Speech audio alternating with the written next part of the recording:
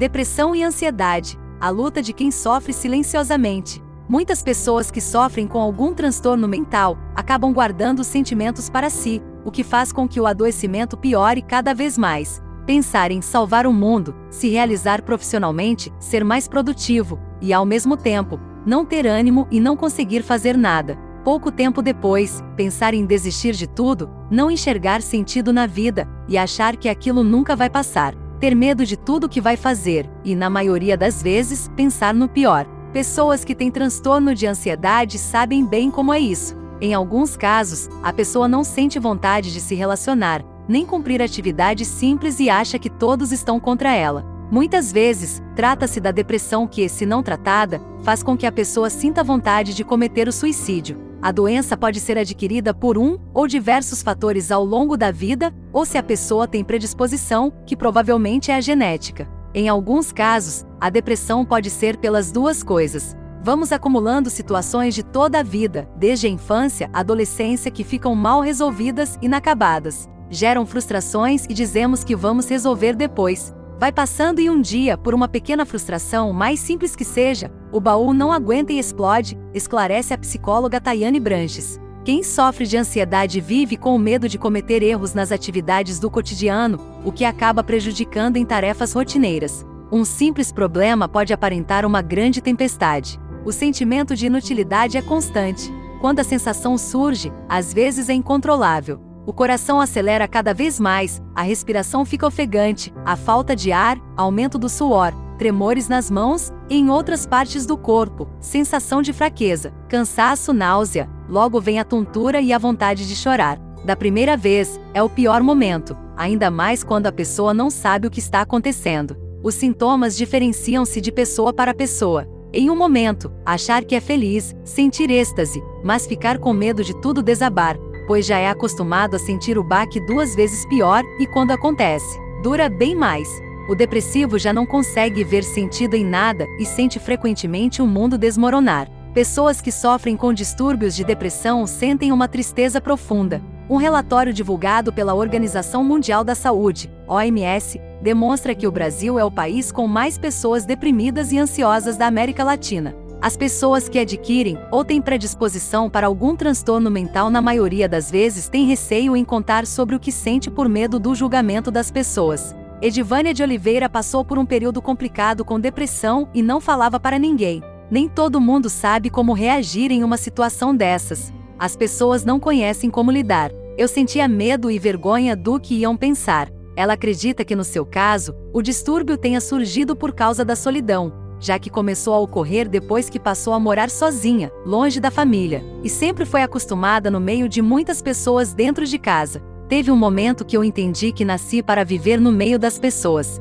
Foram 4 meses o período mais agravante. Edivânia ficava mais ruim no período da noite, tinha medo do escuro e não conseguia dormir. A pressão subia muito. Em um determinado momento, quando passou com uma cardiologista, a profissional garantiu que não havia nada de errado com o coração e o problema era psicológico. Depois de um tempo, Edivânia resolveu contar para a família e os amigos mais próximos que a ajudaram. A recuperação, de acordo com ela, dependeu muito do apoio das pessoas. Os colegas de trabalho nunca percebiam que havia algo de errado, já que Edivânia sentia os sintomas, na maioria das vezes, à noite. Eu conseguia trabalhar, somente 2 vezes que eu cheguei a chorar, do nada. Mas eu tentava ao máximo não demonstrar. As pessoas te veem normal, trabalhando, acham que você está bem, diz ela. Ela fez 2 anos de terapia, tomou medicamentos e fez massagem. Até hoje, após 4 anos de ter vencido a depressão, Edivânia ainda retorna ao psicólogo quando acha que há necessidade. Pessoas que não necessariamente foram diagnosticadas com algum tipo de distúrbio podem sentir os mesmos sintomas. Aline Lima, de 26 anos, sentia vários sintomas da ansiedade e resolveu fazer terapia. Os pensamentos que ela tinha são cada vez mais frequentes na sociedade moderna, por causa das pressões do dia a dia. São pensamentos de achar que a vida de todo mundo está andando e a minha está parada, de rotulação, achar que eu não sou capaz de fazer alguma coisa. Afirmações do tipo, eu deveria ser uma pessoa melhor, ter aquilo, deveria ter feito aquilo, pensamentos disfuncionais, conta. Muitas vezes esses pensamentos acabam atrapalhando as atividades da pessoa e o relacionamento com os outros. Tenho pensamentos de generalizar tudo, leitura mental, de fazer leitura do pensamento alheio, e nunca é bom, raciocínio emocional. Quando eu não sou respondida da forma que eu esperava e crio minha versão. São coisas que não são reais, mas é mais forte que eu. Naquele momento, é muito real. Outras vezes, Aline diz que começa a lembrar de todas as coisas ruins que já aconteceram e traz para o presente, em sua mente, fazendo com que se torne real. Ou então pensa que alguma coisa ruim vai acontecer. Além disto, a vontade de mudar se contrapõe com a indisposição em fazer algo. Tem dias que eu acordo sem energia. Eu não durmo à noite e durante o dia quero dormir. Não tenho energia para nada, e algumas coisas que são características minhas se potencializam numa crise de desistir das coisas, explica. A ansiedade se torna patológica quando limita as atividades do dia a dia. A pessoa sente muitas vezes um medo excessivo, sensação de que as coisas sempre dão errado e uma preocupação constante com coisas ou situações que antes não causavam nenhuma instabilidade emocional, explica a psicóloga Edilmara Rocha. Muitas pessoas já tiveram alguns desses pensamentos em um determinado momento da vida. Caso isso permaneça durante um longo tempo, é preciso procurar ajuda. A psicóloga Tayane Branches explica que o adoecimento se dá pela quantidade de sinais e sintomas e o tempo que eles estão presentes e interferem no cotidiano que, se não tratados, podem evoluir para uma depressão, por exemplo. Entre eles estão tristeza profunda, apatia, pessimismo, hipersonia ou insônia, perda ou aumento de apetite, irritabilidade, medos que antes não existiam, dificuldade de concentração, esquecimento, falta de motivação para desenvolver atividades do cotidiano, ausência de prazer e oscilações de humor, que variam de pessoa para pessoa. Os sintomas podem se manifestar fisicamente, com dores de barriga, má digestão, azia, tensão na nuca e nos ombros, pressão do peito e dores no corpo. Uma pessoa comunicativa ficar mais reservada pode ser um dos sinais de que está acontecendo algo errado.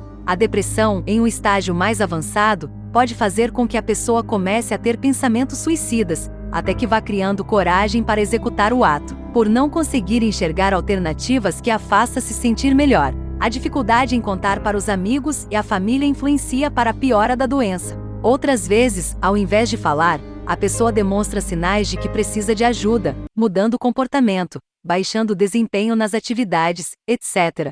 A gente conhece o perfil da pessoa, e quando elas alteram de modo que não corresponda ao processo saudável, está sinalizando, meio que inconscientemente, que precisa de ajuda. Às vezes não é rápido. Se você percebe que a pessoa não está bem, se afastou, não abandone. Tente ajudar, lógico que respeitando o espaço. Preste atenção nas mudanças que estão interferindo na qualidade de vida da pessoa, pede Tayane. Marcos Vinícius Ferreira, há 4 anos, passou por um período complicado com ansiedade, transtorno compulsivo obsessivo, toque e início de depressão. Eu tinha muito medo, relacionado ao pensamento do toque, eu tinha pensamentos e movimentos compulsivos. Pensava que se eu deixasse de colocar um lápis na mesa, por exemplo, aquilo era errado, e se eu não fizesse, algo de ruim ia acontecer. Segundo ele, a pior aconteceu quando passou a morar em outra cidade, longe dos pais, e se sentia sozinho e mal, já que passou a infância toda em outro local. Marcos morava com o irmão,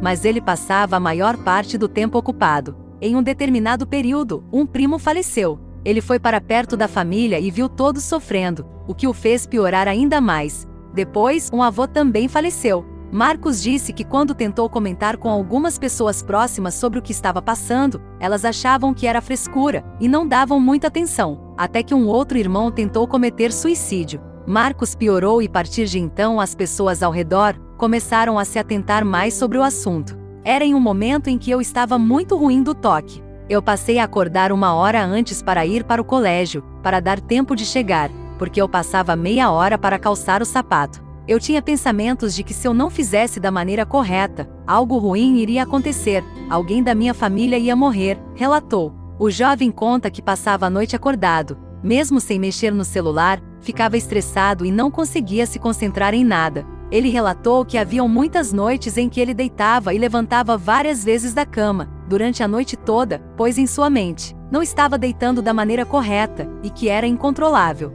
Eu pensei muito em suicídio. Sentava na beira da cama e ficava olhando para uma escápula, buscando razões para eu fazer aquilo, como uma fuga. Eu achava que não ia aguentar. Marcos Vinícius. Ele começou a fazer terapia. Fez pouco mais de 1 ano de tratamento. Eu anotava movimentos, técnicas, dicas de como combater aquilo. Comecei a orar mais e procurava motivos para não fazer, que era o sofrimento que a minha família ia ter. Meio que às vezes eu culpava eles por não verem o que eu estava passando, mas ao mesmo tempo, eu me trancava no mundinho onde eu vivia e não contava o que eu sentia. De acordo com Marcos, agora ele não fica abalado facilmente.